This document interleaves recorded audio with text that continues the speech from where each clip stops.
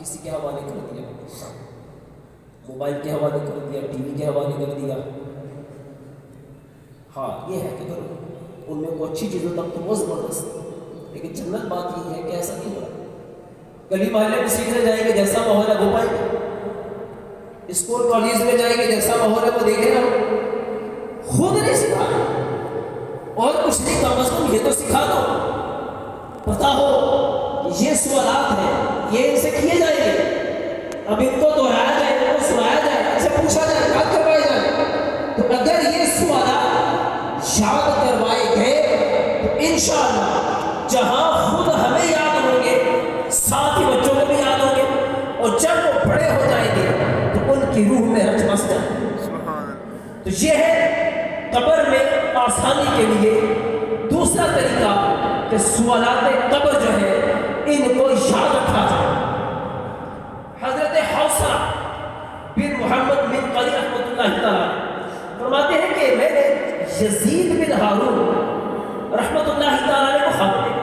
یہ جو یزید بن ہارون تھے ایک بزرگ تھے، بہت بڑے عالم تھے.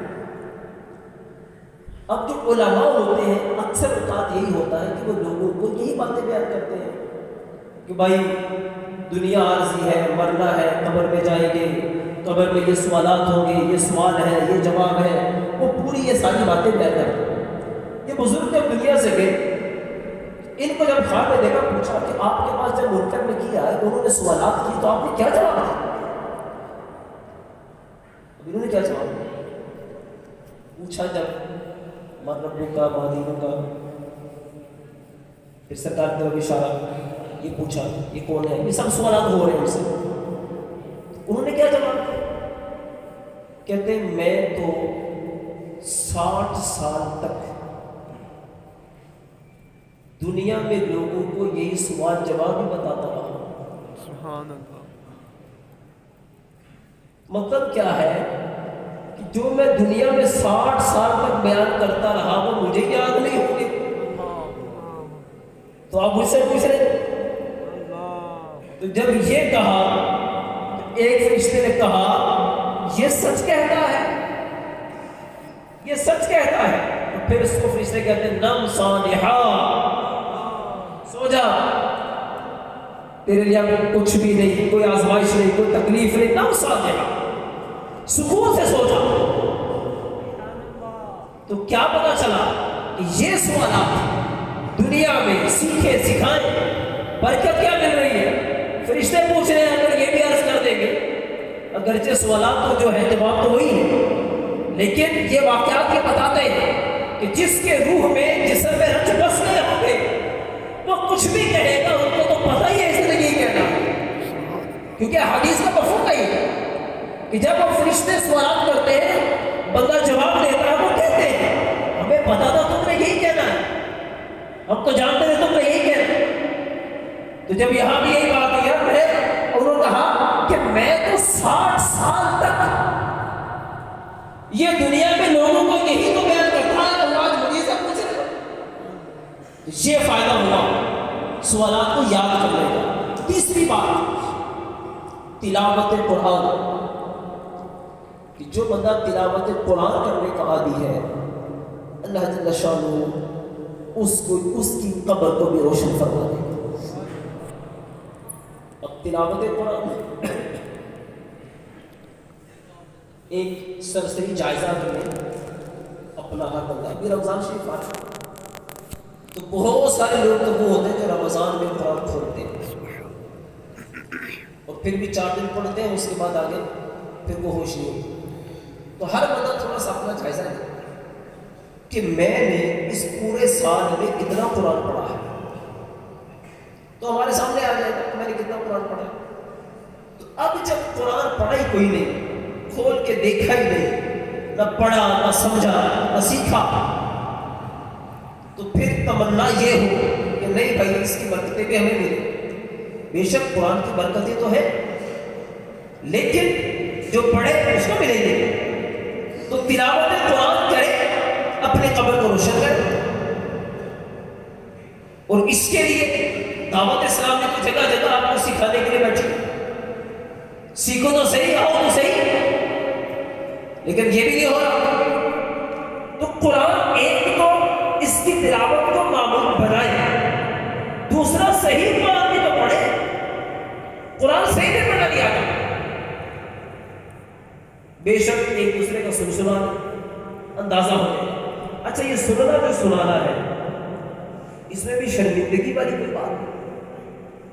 حدیث پاک میں ہے جب رمضان شریف آتا تو جبرائیل امین ہمارے آقا کی بارگاہ میں حاضر ہوتے اور قرآن کا دور ہوتا. جبرائیل سرکار کو قرآن سناتے اور ہمارے آقا جبرائیل کو قرآن سناتے. سبحان اللہ. وحی کا جو نزول ہے، وحی کا نزول بخاری شریف کی حدیث پاک ہے کتاب الوحی میں.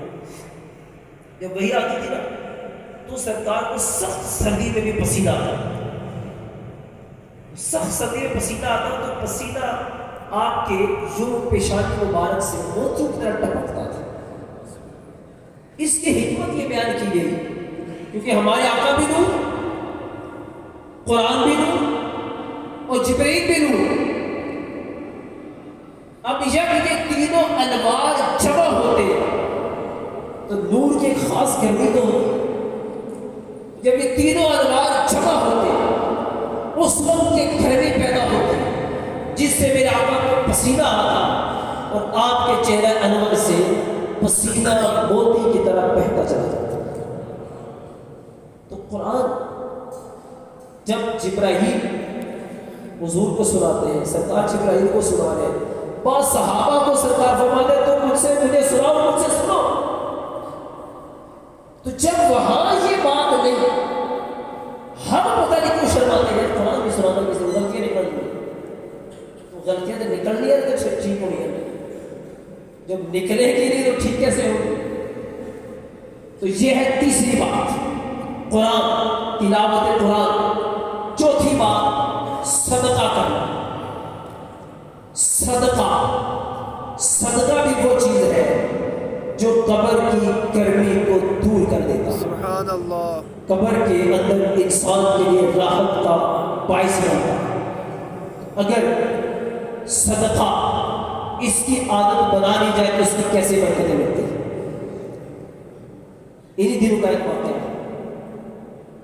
شروع میں آپ کو ایک واقعہ بیان کیا.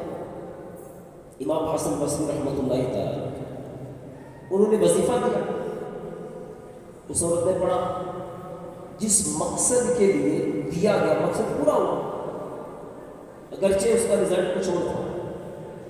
تو پتہ چلا بزرگ جب کوئی وظیفہ دیتے ہیں تو وہ آگے اثر بھی دکھاتا ہے. قبلہ میرے نے سنا ان دنوں میں ایک وظیفہ دیا. نام میں نے وظیفے کا لیا ہے، ایک وظیفہ اس کو کہہ نہیں سکتے ہیں. مراد ایک عمل بتایا.